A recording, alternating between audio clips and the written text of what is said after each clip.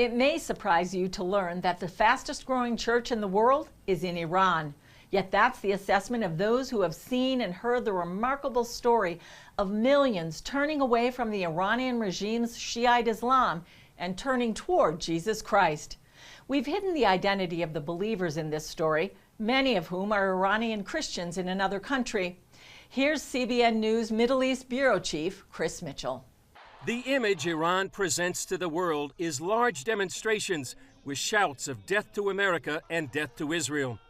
Those who have seen Iran from the inside, however, paint a very different picture. All the protests that you see in the streets, those are mostly contrived. There are young students in the streets, and they've told us, if we don't go to the streets, we won't get our grades, so we're forced to go and protest. We've hidden the identity of this Iranian church worker. He says there are two Irans, the one you see on the news and the other hidden from the world. Yes, I would say there's a 10% Iran and a 90% Iran. 10% control the country in a more oppressive manner, hardline, religious manner, and then the majority of the people, 90% of the people, love America. They don't hate Americans. I think that's the message that Americans need to hear. They tell us all the time, we don't hate Americans, we love America. He wants Americans to know that 40 years after Iran's Islamic Revolution, there's another spiritual revolution underway. More people have come to faith in Iran in the last 40 years than the previous 1,400 years. So there's a once, not only in a lifetime, but in history, where we have a moment where Iranians are coming to faith at such a rapid rate. Frontiers Alliance International is producing a documentary called Sheep Among Wolves to introduce the Iranian church to Christians worldwide.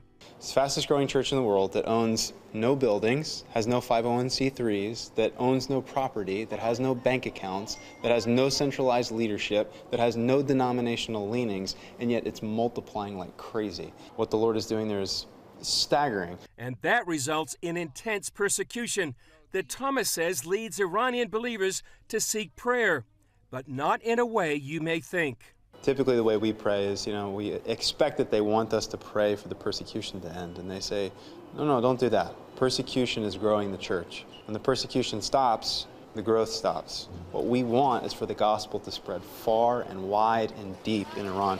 With Iran and the U.S. on the brink of war, Thomas says it's important to see what's happening behind the Iranian veil. When Muslims from Iran come in contact with a man from Nazareth, something beautiful happens. And when they realize that they've been bought and saved and purchased with Jewish blood, prophesied by Jewish prophets in the Jewish Bible, something crazy happens, something beautiful happens, and that's what we're seeing take place in Iran.